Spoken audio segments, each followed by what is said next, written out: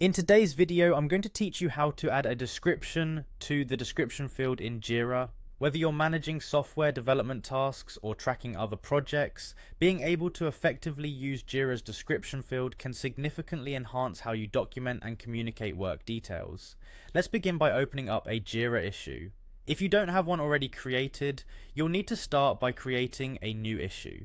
This entails logging into your Jira account, navigating to your project dashboard, and selecting the option to create a new issue.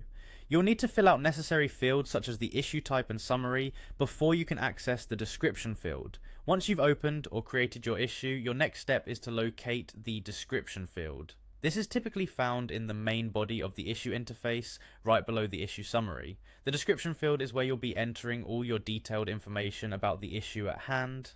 After locating the field, click inside it. This will activate the text box and set the stage for you to begin typing. Think of this step as having a blank canvas where you can add all your relevant details about the task or issue. It's helpful to keep your audience in mind and include enough information to provide a clear understanding of what this issue encompasses. As you're typing, remember that Jira supports rich text formatting. This means you can enhance your description by using bold or italics to emphasize points, or list items clearly with bullet points. Familiarizing yourself with these formatting options can really help in organizing your information more effectively. Alternatively, Jira also supports Markdown, which is a lightweight markup language that provides an easy to read and easy to write plain text format.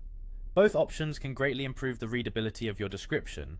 Finally, once you're satisfied with your entry in the description field, it's time to save your work. Depending on your specific Jira setup, you may need to manually click a save button to ensure your description is stored correctly.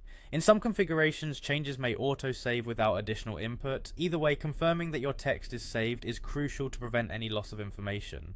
By following these steps, you'll be able to efficiently and effectively fill out the description field in Jira, thereby creating comprehensive and clear documentation for your issues. This simple yet vital skill can greatly improve project communication and understanding within your team.